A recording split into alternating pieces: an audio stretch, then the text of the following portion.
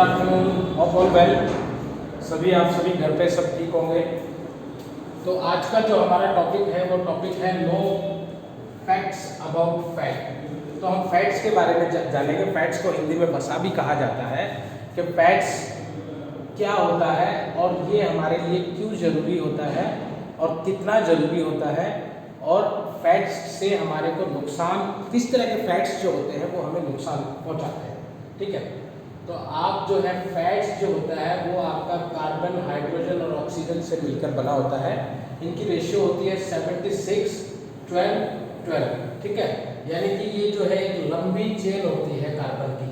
ठीक है, इसमें हाइड्रोजन मॉलिक्यूल भी होते हैं, लेकिन कार्बन कार्बन कार्बन हर जगह आपको इसमें कार्बन देखने को मिलेगा। ठीक है, इट्स अ लॉन्ग चेन। तो अभी आप इसकी रेशियो देखिए कार्बन का कितना ज़्यादा है।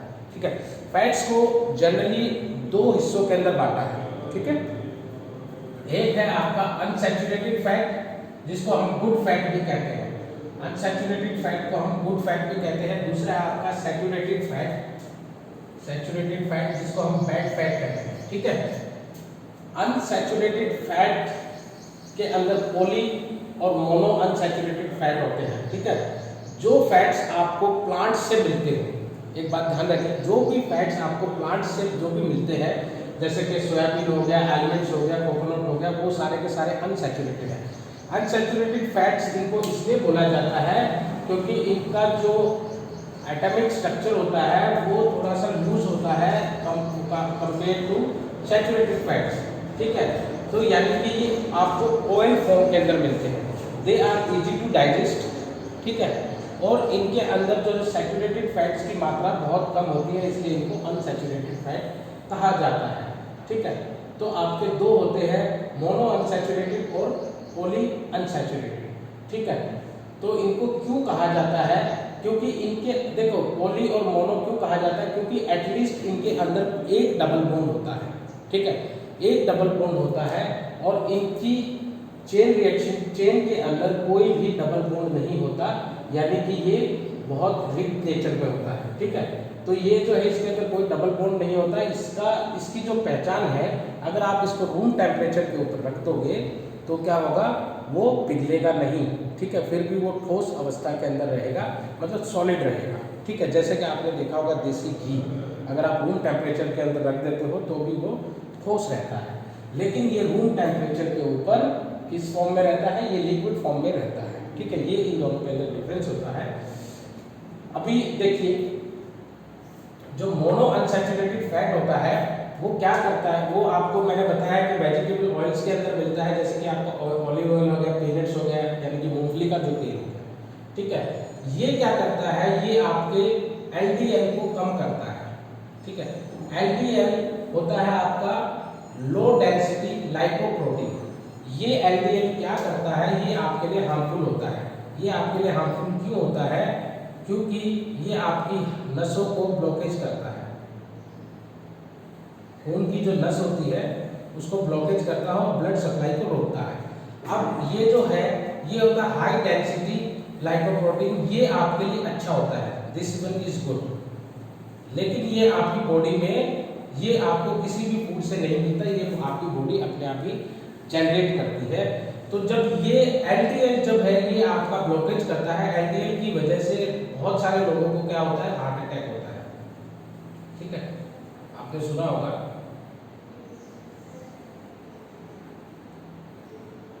ठीक है, तो आपने सुना होगा कि खून के ब्लॉकेज की वजह से जो है उनको दिल को दौरा पड़ गया, तो इसी रीजन से होता है। ये जब HDL इसके अंदर से होके गुजरता है तो ये क्या करता है, ये थोड़ा सा LDL को कम कर देता है। यानी कि अब देखिए यहाँ पे ज़्यादा है, यहाँ थोड़ा और स्पेस बन गया। जितना HDL आपका बढ़ेगा बॉडी में उतना अच्छा है, और जितना LDL होगा वो क्या है, अगर ज़्यादा LDL होगा तो अच्छा नहीं होता है। तो LDL की मात्रा कम होनी चाहिए और HDL आपकी बॉडी में जितना बढ़े उतना अच्छा है, क्योंकि वो आपको कहीं पर भी आपको प्रॉब्लम क्रिएट नहीं करता है। ठीक है, पॉली अनसैचुरेटेड फैट क्या काम करता है, ये भी आपको वेजिटेबल ऑयल से मिलता है, जैसे कि सनफ्लावर, सोयाबीन एक्सेट्रा। ये भी आपके बैड कोलेस्ट्रॉल यानी कि LDL को, लो डेंसिटी लाइपोप्रोटीन को कम करता है। ठीक है, लो डेंसिटी लाइपोप्रोटीन आप इसको बोल सकते हैं। तो इसीलिए ये भी इसको कम करता है। अब देखिए सैचुरेटेड फैट्स की तरफ से चलते हैं। सैचुरेटेड फैट्स आपको दो ही चीज़ों में मिलता है, या तो एनिमल से या फिर एनिमल के प्रोडक्ट से। अब एनिमल यानी कि आप अगर उसको मीट फॉर्म में लेते हैं, एनिमल प्रोडक्ट्स यानी कि जो डेयरी प्रोडक्ट्स होते हैं आपके दूध, घी, चीज़, पनीर, खोया, इस तरह की चीज़ें, या फिर आप एग कह सकते हैं, because egg is also animal product. ठीक है, सैचुरेटेड फैट आपके लिए अच्छा नहीं होता है। ठीक है, सैचुरेटेड फैट के अंदर मैंने दो चीज़ें लिखी हैं, आप ध्यान दीजिए। इधर पे एक ट्रांस फैट लिखा है जिसके बराबर में मैंने लिखा है वर्स्ट। सैचुरेटेड जो होता है बैड होता है, और ट्रांस फैट जो होता है वो होता है वर्स्ट, मतलब के बुरे से भी बुरा। ठीक है, तो सैचुरेटेड फैट क्या करता है, आपके एलडीएल को बढ़ा देता है, और ट्रांस फैट तो बहुत ही ज़्यादा आपका एलडीएल बढ़ाता है। सैचुरेटेड फैट नुकसानदायक है और ट्रांस फैट बहुत ज़्यादा नुकसानदायक है। इसीलिए आप दिन भर में से जितना भी खाना खाते हैं, आप ध्यान रखिए कि सैचुरेटेड फैट का रेशियो आप जो है 10% से ज़्यादा ना होने दें। 10% से ज़्यादा ना होने दें, 10% से आप कम ही रखें। यानी कि आप अगर दिन के अंदर 2000 कैलोरीज लेते हैं तो 2000 का 10% कितना हो गया, 200 कैलोरी। 1 ग्राम के अंदर, अगर 1 ग्राम के अंदर क्या होता है, 9 कैलोरी होती है, 9 कैलोरीज होती है। ठीक है, 1 ग्राम फैट के अंदर 9 कैलोरीज होती है। तो आप क्या करें, 2000 को क्या करें, अगर आप 9 से करेंगे तो आपका रेशियो निकल जाएगा। अगर आप 9 का जो है इसको कैलोरीज को इसमें कन्वर्ट करेंगे तो उतना ग्राम आपका फैट निकल जाएगा। ये सब आप लिख के और मुझे कमेंट करेंगे कि आपका ये सिंपल मैथमेटिक्स है। ठीक है, तो आप जो है इस तरह से निकाल सकते हैं कि मैंने दिन में इतनी कैलोरीज खाई है और उसका मुझे 10 से 12% तक की 10% तक की सैचुरेटेड फैट खा सकते हैं। वैसे अगर फैट्स की बात करें तो आप जो है अपनी डाइट का 15 से 20% हिस्सा फैट तक रख सकते हैं, क्योंकि फैट आपके लिए जरूरी भी है, लेकिन एक लिमिट तक जरूरी है। क्योंकि फैट्स के कुछ बेनिफिट्स होते हैं कि ये खाना क्यों जरूरी है। तो आप कहेंगे सर नुकसान करता है तो बिल्कुल ही ना खाएं। ठीक है, और ये ट्रांस फैट तो आप बिल्कुल ही ना खाएं। ठीक है, ये रोजाना आपको 1% से ज़्यादा नहीं लेना है, 1% से ज़्यादा नहीं लेना है।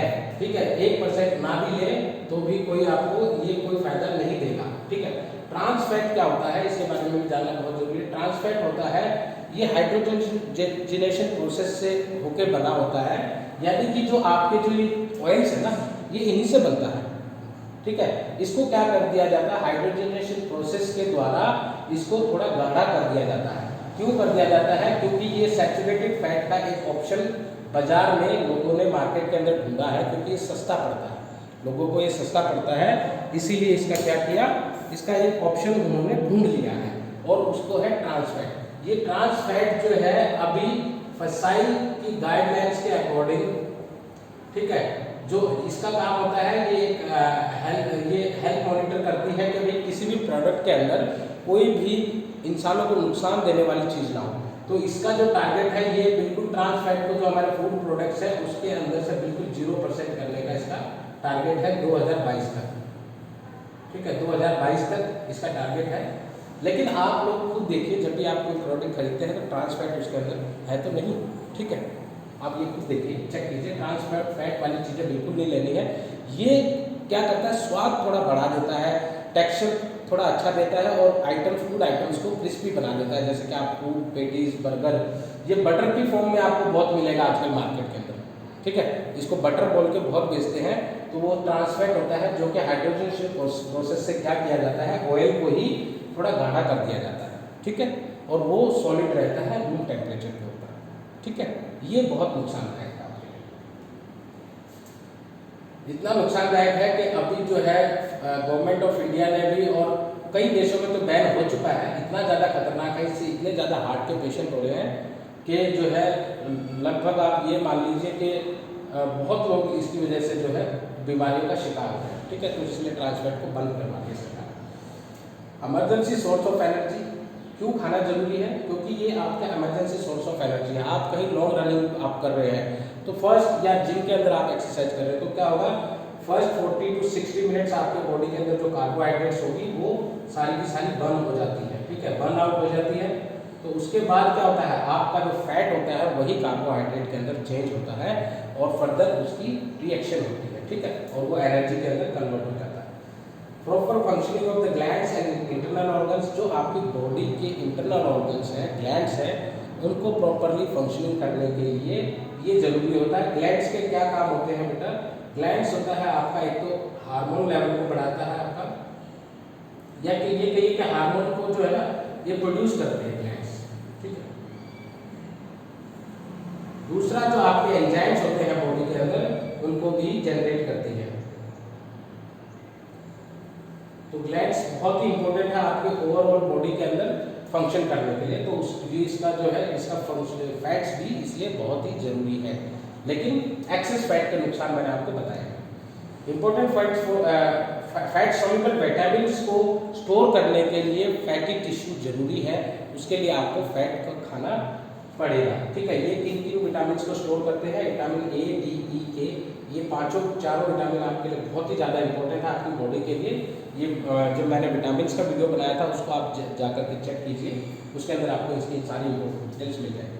ब्लड क्लॉटिंग फॉर्मेशन में हेल्प करता है और बॉडी सॉफ्टनेस एंड ऑयली, आपकी बॉडी को थोड़ा सॉफ्टनेस और ऑयली रखता है।